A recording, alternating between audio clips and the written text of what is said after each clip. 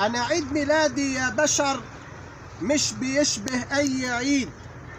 ناس كتيرة جت تهني، وأمي فرحانة بتغني، وأهل عيلتي يحكوا عني، والجيران كانت تزغرد، وأبويا فعلا كان سعيد. أنا عيد ميلادي يا بشر مش بيشبه أي عيد.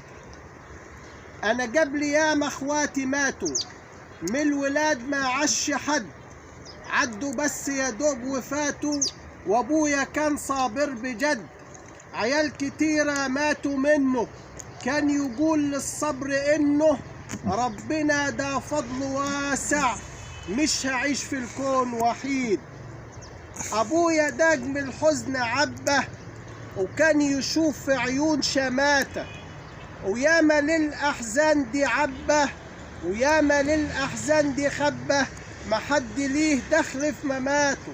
كل ما يموت منه عيل صبره كان وياه يزيد.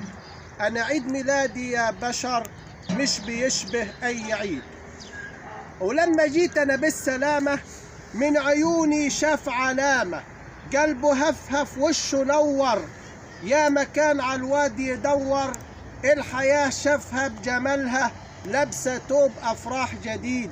أنا عيد ميلادي يا بشر مش بيشبه أي عيد.